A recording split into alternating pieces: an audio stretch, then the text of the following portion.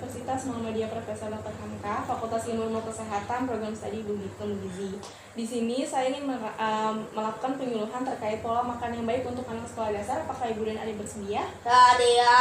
Nah, kalau boleh saya tahu, nama Ibu siapa? Bu Indah. Nama Adik? Dedek. Didit. Nah, kalau boleh tahu, Adik sendiri ini sekolah kelas berapa ya? 4. Kelas 4 SD ya? Iya. Oke, di sini saya punya leaflet, boleh tolong dipegang dan dibaca.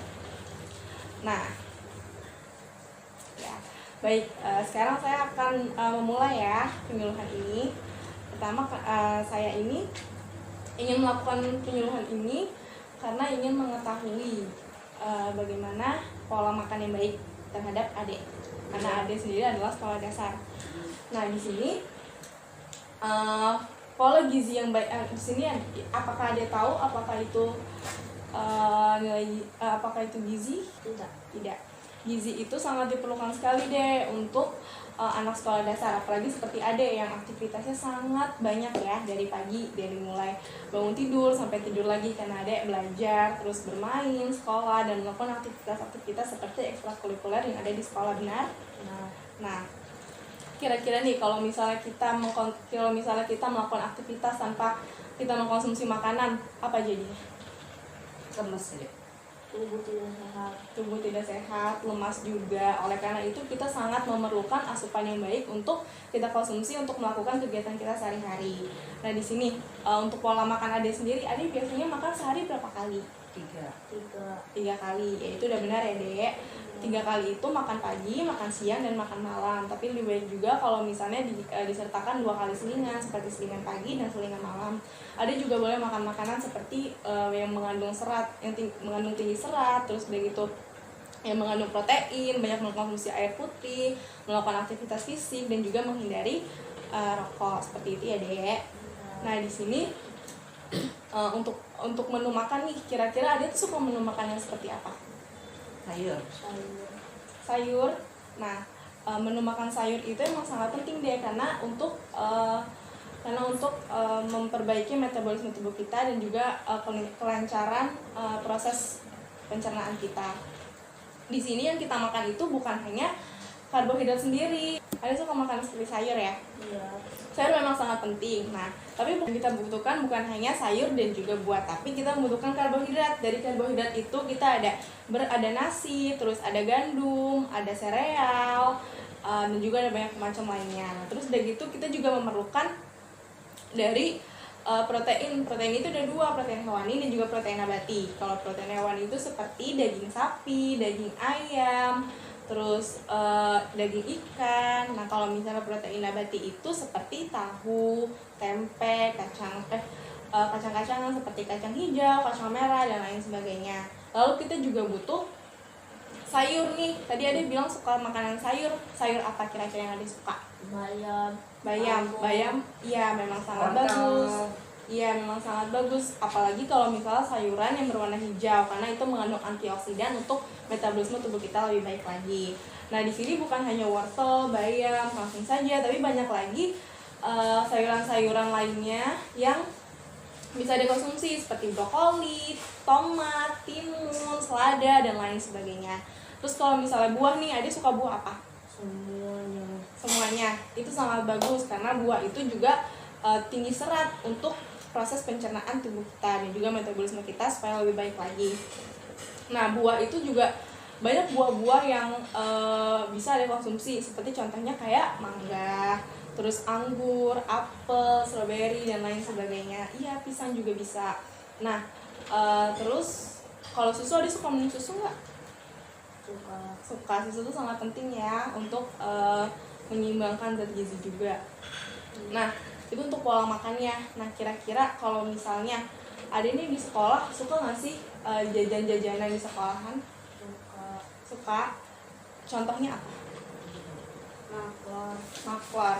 Nah, Ade sendiri nggak tahu nih di dalam maklor itu terdapat apa? Apakah ada pengawetnya, atau ada pewarnanya, atau ada zat-zat bahaya lainnya. Sedangkan kalau misalnya dikonsumsi, Ade bisa kayak terkena sakit, kayak sakit perut, terus diare, dan lain sebagainya. Apalagi seperti yang tadi udah jelaskan di awal. Nah, terus kalau misalnya asupan kayak makanan itu tuh berkontribusi juga deh buat asupan gizi adik sehari. Dia itu tunggu aku lupa. Di jajanan anak sekolah itu dia berkontribusi banget deh, karena dia itu menyumbang 36% energi, 29% protein, dan juga 52% itu zat besi. Nah, di sini kalau misalnya ada makan makanan yang seperti ada pengawetnya, ada pewarnanya, dan zat-zat bahaya lainnya itu akan mengganggu metabolisme tubuh Ade. Kalau misalnya metabolisme tubuh Ade terganggu, Ade bakal sakit. Dan kalau misalnya Ade sakit, misalnya nih status gizi Ade jadi tidak normal, Ade bisa terkena penyakit-penyakit malnutrisi seperti wasting ataupun obesitas. Makanya kalau misalnya makan makanan di luar itu boleh, cuman Ade harus pilih-pilih lagi ya. Iya. Nah, di sini aku mau jelasin lagi gimana sih kebiasaan apa sih yang dilakukan oleh anak sekolah dasar untuk tetap memenuhi kebutuhan gizinya. Yang pertama itu ada sarapan. Kenapa? Tapi Ade kira-kira bisa sarapan nggak di rumah? Kadang-kadang ini. Kadang-kadang saja. Kadang-kadang. Nah, kita tuh penting banget sarapan. Karena kenapa? Karena kalau misalnya kita nggak sarapan, penyaluran kadar gula darah ke energi itu akan menurun, sehingga kerja otak juga akan menurun. Dimana kalau misalnya di tubuh kita ini akan memecah glikogen untuk menghasilkan energi. Tapi kalau misalnya udah nggak ada cadangan energi lagi nih, tubuh kita nggak tahu, tubuh kita bakal kebingungan mau dapat dari mana lagi kalau misalnya kita nggak ada kadar gula darah ini. Nah, makanya itu itu menyebabkan seperti pusing, lemas. Oleh karena kalau misalnya ada pusing, lemas di pagi hari, pasti dia nggak bakal bisa dong melakukan kegiatan-kegiatan di sekolah untuk seharian itu, ya kan? Oleh karena itu sarapan itu sangat penting. Yang kedua itu kebiasaan membawa bekal dari rumah. Adik kira-kira suka bawa bekal nggak? Kadang. Nah, seperti yang kita ketahui juga, kalau misalnya makanan dari rumah itu terjamin higienisnya, terus zat gizinya, dan juga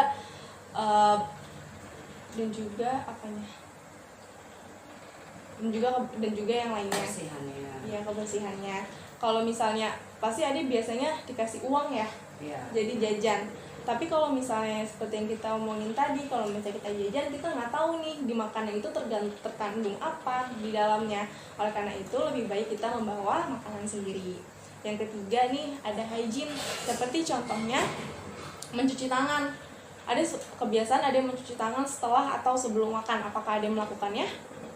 Iya. Selalu ya. Ya, itu sangat bagus ya, karena kalau misalnya kita menyentuh benda-benda di sekeliling kita nggak tahu nih di benda itu ada kuman apa, sehingga kuman itu menempel di tubuh kita. Dan ketika kita makan tanpa kita mencuci tangan, kuman itu akan masuk ke dalam tubuh kita dan juga akan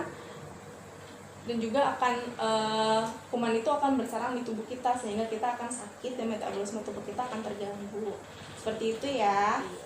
Nah, udah selesai nih penyuluhannya. Kira-kira ada pertanyaan? Ada Bu.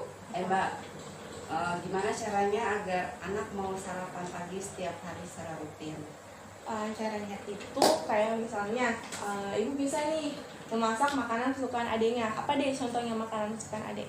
Telur dadar. Telur dadar. Nah, telur dadar ini bisa juga Bu divariasiin, bukan hanya cuma telur dadar dengan nasi, tapi kayak ibu bisa dengan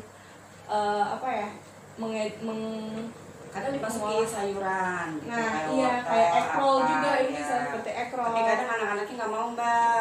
Ibu bisa mengolahnya seperti dibuat egg roll, kayak misalnya telur dengan sayuran, atau ibu juga bisa membuat sushi, terus udah gitu sushi dipakein sayuran dan juga telur digulung-gulung seperti itu. Kan banyak ya sekarang modifikasi makanan yang sehat namun juga enak. Seperti itu kan, Dek? Iya, kadang anak nih maunya mie nih Mbak nih. Gimana caranya dia nggak mau makan mie tiap pagi? Itu pagi tuh maunya mie terus. Nah, mungkin ada sukanya yang praktis-praktis gitu ya, kayak mie. Nah, kalau misalnya buat sarapan pagi sendiri ini dibuat yang praktis, bisa aja kayak ibu modifikasi, boleh pakai mie, tapi kayak dimodifikasi lagi dengan telur, tapi jangan hanya mie dengan telur, tapi taruhin sayuran juga Kak, atau taruhin ayam juga, seperti itu. Kadang sih dicampur, kadang nih makan mie sama nasi, gimana tuh? Wah, itu kalau misalnya kebanyakan karbohidrat juga deh, itu tidak baik. Kayak nanti pasti ada bakal kayak kekenyangan, otomatis nanti pas pas di sekolah adek Ngantuk. ngantuk. Seperti itu. Jadi kayak kita memang harus sarapan, cuman kita harus membatasi sarapan itu sendiri. Jadi kayak ya udah secukupnya aja gitu, jangan terlalu banyak karena nanti pasti ketika adek istirahat kan jam 10 pagi ya. Iya. Dan jam 10 pagi pasti ada akan makan lagi kan?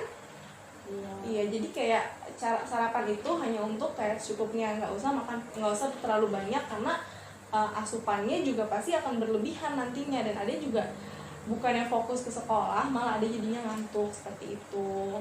Tuh. Kadang kalau cuma susu doang bisa nggak mbak? Bisa dengan Itu cukup? cukup kalau misalnya untuk sarapan aja, atau boleh ditambah dengan roti, atau boleh ditambah lagi dengan nasi pakai telur juga boleh, sesuai kapasitas adanya. Ada yang tahu bagaimana kenyangnya, jadi kalau misalnya serasa udah kenyang sudah cukupkan aja gitu. Jadi gimana caranya adek biar bisa tetap belajar fokus dan juga perut kenyang tapi tidak terlalu kekenyangan sehingga tidak ngantuk dan tetap fokus menjalankan aktivitas seharinya. Iya. Adek mau nanya apa? Jajanan sehat apa? Yang baik untuk anak sekolah seperti misalnya ibunya juga bisa nih membawakan bekalnya seperti bukan hanya bekal nasi aja tapi kayak cemilan seperti contohnya roti atau bisa dengan oat gitu loh. Jadi tidak hanya makan makanan yang ada di sekolah aja, karena kan tadi kita omongin kita nggak tahu di dalam sekolah, di dalam makanan jajanan itu mengandung apa tuh. Masalahnya dia kadang maunya cuma pakai nugget, sosis atau kentang mbak. Oh, tapi sebenarnya itu junk food juga deh, itu nggak boleh. Karena kalau misalnya keseringan makan junk food, ya seperti yang tadi kita bilang lagi, kita nggak tahu di dalam itu ada apa. Jadi lebih baik mending konsumsi makanannya bawa bekal ke sekolahnya ya, seperti ada sayurnya atau ada protein nabati atau hewaninya, itu lebih baik dan juga ada bisa menyeimbangkan gizi ade. Karena kalau misalnya status gizi ade sudah tidak normal, itu akan menyebabkan penyakit malnutrisi lainnya. Itu Tapi aku pengen jajan. pengen jajan di sekolah karena melihat temannya ya. Iya. Nah bisa jadi nih di rumah minta bikinin lagi ibunya makanan seperti kayak adek kan suka tadi makan maklor ya, bikin maklor sendiri karena lebih terjamin tuh dari mana bahannya, gimana cara pembuatannya, pasti adek udah lebih mengetahui lagi hygiene dan juga nilai gizinya dibanding kalau misalnya adek beli sendiri, adek tuh nggak tahu itu di dalamnya itu ada apa gitu. Nah cara kayak daripada adek daripada adek jajan, mending adek bawa bekal atau uangnya ditabung aja gitu. Kalau temen ya dek, pasti maunya jajan mulu ya. Betul. Kalau untuk jajan lagi, adek lihat lagi jajanannya kira-kira yang penjualnya bersih, terus yang makanannya juga terlihat bersih, kira-kira yang mana. Adek harus bisa lebih memperhatikan lagi. Coklatnya seperti apa? Di coklat. Bungkus, udah di pack. Iya. Permen. Nah kita lihat lagi ada nggak nilai gizinya di coklat itu. Nah itu kadang permen nggak ada kan. Iya. Ya, blank kosong nggak ada. Iya, jadi ada yang jajan kayak murah nih, dapat 500 rupiah, ada bisa dapat 5 permen, jadi ada beli gitu kan. Tapi ada harus lihat lagi kalau misalnya di dalamnya ada terkandung zat-zat yang kurang baik, gimana kalau misalnya nanti ada sakit? Semuanya akan terganggu dan ada juga tidak bisa menjalankan aktivitas sehari. Terus udah gitu ada juga nggak bisa melakukan kegiatan-kegiatannya. Di sini sangat penting ya deh kalau misalnya untuk zat gizi ini sangat penting untuk anak sekolah dasar. Kenapa? Karena anak sekolah dasar itu selain kegiatannya yang padat, anak sekolah dasar itu juga memerlukan energi untuk pembelajaran, untuk kecerdasannya. Jadi kalau misalnya ada sendiri nggak bisa memantau makanannya, gimana dia bisa fokus belajar? Sehingga kalau misalnya dia nggak fokus belajar, ada nggak bisa mengerti pelajaran dan juga prestasi dia akan menurun. Mau nanya mbak, kira-kira untuk ngatur supaya gizinya dia bisa sesuai dengan kebutuhan dia, gimana caranya? Kayak pola makannya ya? Pola makannya Jadi seperti pagi kita harus nyiapin apa, terus untuk siang apa, malam apa, cemilannya yang bagus tuh apa, terus dari jamnya itu berapa jam dari antara makan ke cemilan. Nah di sini itu kayak seperti yang sudah saya jelaskan, Nah, di sini ini seperti yang sudah saya jelaskan dalam leaflet itu, anak sekolah itu memerlukan 4,5 penukar karbohidrat, 3 penukar sayur dan juga buah, 5 penukar minyak, 1 penukar susu, dan juga 3 penukar protein hewani dan 2 penukar protein nabati. Dimana kalau misalnya kayak sarapan nih pagi ada bisa makan dari 4,5 penukar karbohidrat itu, ada bisa makan roti, bisa mengkonsumsi susu, atau juga ada bisa pakai nasi pakai telur seperti yang tadi, atau bisa dicampurkan juga menjadi nasi, nasi dengan telur dicampur sayuran. Untuk selingan siangnya biasanya kalau misalnya jam 10 kan dia udah istirahat ya di sekolah ya. Untuk selingannya ya ibu bisa bawain lagi seperti misalnya dadar telur, dadar roti goreng dengan sosis, atau bisa ibu Kalau ganti buah bisa nggak, Mbak? bisa pakai buah. Iya, jadi nggak usah terlalu berat mulu, ntar dia ngantuk kan sekolahan. Apakah ada pertanyaan lagi? Ada, Mbak. Ini gimana untuk mengatur pola makan anak-anak seusia SD ini biar tidak memenuhi kadar gizinya per harinya. Terus waktu selingan makanannya itu kapan, jaraknya antara dari makan pagi, makan siang, makan malam ke selingan itu waktunya jedanya kapan, terus apa aja yang bisa dijadiin buat selingan. Oke, seperti pola makannya ya Bu. Seperti yang saya sudah jelaskan juga di leaflet itu, jadi anak sekolah dasar itu memerlukan energi 4,5 penukar karbohidrat, 3 penukar sayur, buah dan juga protein hewani, 2 protein nabati, 5 minyak, dan juga 1 penukar susu. Dimana kalau misalnya pagi nih ketika sarapan, biasanya jam 6 pagi ya sebelum sekolah, adanya bisa makan makanan seperti roti dan juga susu. Susunya kan tadi 1 penukar ya, susunya itu bisa hanya setengah gelas aja. Untuk 1 penukar itu 200 ml. Nah, terus udah gitu untuk keselingan biasanya jam 9 sampai jam 10 pagi karena waktunya sarapan ya. Bisa ibu bekali juga dengan buah, atau ibu juga buatkan makanan yang dari rumah seperti ya roti bakar, roti goreng juga dan juga sebagainya. Kalau gorengan nggak apa-apa juga, nggak pengaruh? Nggak apa-apa, cuman tadi kan saya sudah bilang minyaknya itu 5 penukar. 5 penukar itu kayak ibu bisa masukkan minyak ini ke dalam masakan-masakan seperti makanan pagi, makanan siang, makanan malam, ataupun di selingannya. Jadi masih baik-baik aja untuk minyak ini, asalkan tahu takarannya. Untuk makanan siangnya kisaran jam 12 ya biasanya kalau makan siang. Kalau jam 1 ya, kalau sekolah jam 1-an. Nggak apa-apa jam 12 atau jam 1, karena makan siang itu kisaran jam 12 dan juga jam 1. Makanannya bisa seperti nasi dengan sayur bayam, atau dengan sayur bayam dicampur dengan ayam goreng, perkedel juga boleh. Nah di situ, terus udah gitu jangan lupa selingin lagi sama buahnya. Selingan buahnya itu untuk jam 15 biasanya ya, jam 3 sore atau jam 4 sore karena menjelang lapar gitu ya Dek. Iya. Kalau buahnya kita jus itu boleh nggak, Mbak? Boleh, sangat boleh, tergantung adanya supaya apa gitu. Karena untuk buah sendiri itu sangat penting ya. Terus untuk malamnya biasanya jam 7 malam ya atau jam 8 malam. Itu yang bagus tuh waktu makan malam jam berapa bagusnya enaknya? Sebenarnya ya Bu, untuk pola makan anak sendiri ini 5 kali pun dalam sehari itu masih boleh, karena untuk meminimalisirkan dia jajan, karena kalau dia kenyang dia jarang jajan dong. Nah kalau misalnya jam 7 pun itu masih boleh kalau untuk adek ini, karena dia masa pertumbuhan juga ya, pasti dia bakal mau minta makan makanan terus ya Dek ya. Jadi nggak apa kalau misalnya jam 7 pun jam 8 tuh masih boleh kayak makanannya tuh kayak ya nasi, terus apaan dengan daging teriyaki, atau dengan pokoknya memenuhi kriteria seperti yang tadi saya sebutkan, dengan ada sayur, ada protein nabati, protein hewani, juga karbohidratnya, tapi tidak ketinggalan juga seratnya seperti buah dan sayur.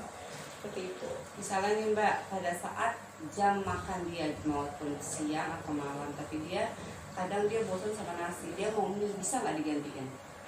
Sebenarnya mie itu boleh, cuman hanya untuk sekali-sekali aja ya Dek, tidak boleh.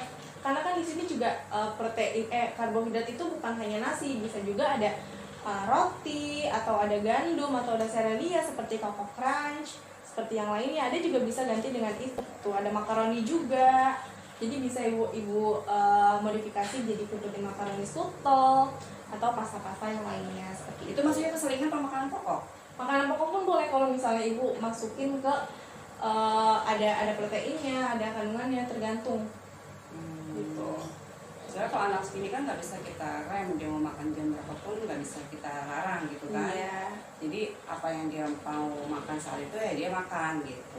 Iya, balik lagi sebenarnya kalau misalnya makanannya itu baik, selama adanya mau makan ya nggak apa-apa. Cuman harus dibatasi lagi karena takutnya status gizinya bakal jadi lebih dan adanya juga pas nanti obesitas karena nggak baik juga. Itu dia, kalau seandainya dia makan sering tapi dia nggak gemuk itu Makan banyak tapi tidak gemuk ya. Iya, karena laki-laki sendiri Bu, energinya itu kalau misalnya dia sudah cukup energi, energinya akan disimpan di otot. Jadi bisa jadi adik ini juga nih tulangnya nih yang besar, tapi karena bagus karena energi yang masuk dia keluarkan lagi karena dia sering beraktivitas seperti lari-larian, terus apalagi dia biasanya loncat-loncatan, bermain Main bola. game, main bola, terus berpikir dia memerlukan energi. Jadi dari situ Bu, karena capek, pikiran, aktivitas, habis itu bisa menguras energi juga. jadi nggak ada ibaratnya makan banyak terus bikin gemuk gitu, nggak bisa ya, nggak ngefek gitu. Iya, tergantung aktivitasnya lagi. Kalau misalnya adanya hanya makan tidur saja, itu bisa menjadi gemuk dan bisa menjadi penyakit juga. Tapi kalau adanya makannya banyak juga, aktivitas fisiknya juga bagus, ya itu tidak kenapa-napa karena adanya juga membutuhkan energi untuk aktivitasnya yang berat itu, seperti itu. Jadi kalau untuk usia dia makan berapapun yang mau dia makan itu, mau berapa kali pun nggak apa-apa gitu. Gak apa-apa asal bisa tahu batas, seperti yang tadi saya bilang lagi, tahu lagi batasannya seperti tadi 4,5 penuh karbohidrat dan lain sebagainya harus dipenuhi itunya dulu. Jadi kalau misalnya itu sudah terpenuhi, nilai gizi, kebutuhan gizinya dia juga akan terpenuhi juga, seperti itu. Jadi kalau misalnya kebutuhan gizinya sudah terpenuhi, status gizi dia normal, otomatis dia bisa menjalankan aktivitas dia dan juga dia insya Allah bisa terhindar dari penyakit-penyakit malnutrisi seperti stunting, wasting, obesitas pada usianya dia juga. Jadi kayak gak apa-apa kalau misalnya dia mau makan gitu, yang penting dia ini juga tahu batas dan juga aktivitasnya juga teratur gitu. Apalagi di air mentahnya nggak deh? Kalau aku minumnya Teh manis, minum teh manis, tapi gulanya tapi dia banyak gulanya kak. banyak, nggak apa-apa nggak kak? Wah, itu sebenarnya nggak boleh. Ada emang memerlukan gula untuk energi. Cuman kalau kebanyakan gula bisa banyak juga bahayanya. Ada bisa gigi adek nanti jadi rusak karena kemanisan. Oleh karena itu kayak ada juga harus terjadi sikat gigi kayak minimal ya. Sebelum makan sama sudah makan, kayak misal pas bangun tidur sama sebelum tidur, karena itu sangat dianjurkan karena untuk menghilangkan kuman-kuman yang ada di gigi gitu kan. Untuk makanan gula sendiri itu ada nggak boleh makan makanan yang berlebihan gula. Ada itu memerlukan gula hanya 3 penukar. 3 penukar itu maksudnya apa? Kayak misalnya ada memerlukan gula itu di makanan-makanan tertentu, kayak untuk mungkin ada boleh di selingan makan permen, tapi nanti untuk di selingan berikutnya ada harus rem lagi, masih boleh nggak ya aku makan gula, aku masih punya berapa cadangan lagi nih buat makan gula, kayak gitu. Jadi ada harus batasin lagi antara makanan seperti itu. Memang ada suka manis, cuman nggak boleh terlalu banyak makan makanan manis gitu. Tapi kalau seandainya dia pagi minum teh manis, malam mau tidur minum teh manis, bagus nggak kak? Sebenarnya lebih seperti yang tadi saya bilang lagi Bu, ibu harus lihat lagi penukaran itu. Jadi kalau misalnya pagi-pagi makan minum teh manis, ya nggak apa-apa minum. Cuman kalau misalnya pagi ibu memberikan adanya ini teh manis, malamnya jangan memberikan lagi karena nggak ada aktivitas lagi, karena pasti abis makan adik ini langsung tidur kan. Kalau langsung tidur akan menimbun lemak, nanti adik yang ada malah menundukkan. Jadi nggak terbakar ya gulanya? Iya, gulanya nggak terbakar. Jadi gigi juga kan rusak kalau habis itu ya kak? Iya, makanya harus sering-sering gosok gigi juga dan makanannya juga harus teratur deh. Jadi nggak itu. Iya. Lebih bagus minum air putih anget aja ya kak? Iya, air putih. Banyakin air putih, serat-seratan, sayur, buah itu penting ya. Oh, seperti itu. Iya. Sudah jelas? Sudah. Insya Allah kak. Adanya bisa melakukannya ya. Insya Allah. Oke, sekarang boleh ya saya nanya sedikit ke ibu sama adik ya. Boleh. Tentang terkait materi kita yang tadi. Boleh. Nah, ibu sudah paham belum tentang pola makan anak? Kalau sudah, coba boleh sebutkan. Pola makan anak itu mencakup 3 kali makan dalam sehari, ditambah selingan di antara jeda waktu makan pokoknya. Terus untuk pola makannya harus divariasiin, tidak mesti harus nasi. Ini pun bisa, kadar kentang bisa, ataupun ini karbohidrat. Iya. Udah Kak, cukup. Iya. Terus kayak apa aja nih makanan yang baik untuk anak? Yang minimal yang mengandung unsur sehat 5 sempurna. Iya, protein, karbohidrat, lemak, sayur buah juga ya harus diperhatikan. Nah sekarang buat adanya nih aku mau nanya, gimana nih cara memilih-milih makanan yang sehat? Coba dilihat dari apanya? Penjualnya bersih apa enggak? Penjualnya, terus Tempatnya. dan juga makanannya yang harus dilihat ya, Iya. mengandung nilai gizi atau tidak, atau bagaimana ya? Iya. Oke, kalau begitu penyuluhan kita cukup sampai di sini. Terima kasih banyak waktunya Ibu dan Adek. Semoga sehat-sehat terus. Amin. Terima kasih atas waktunya. Assalamualaikum warahmatullahi wabarakatuh. Waalaikumsalam warahmatullahi wabarakatuh. Sekian penyuluhan tentang pola makan yang baik untuk anak sekolah dasar. Kurang lebihnya mohon maaf. Wassalamualaikum warahmatullahi wabarakatuh.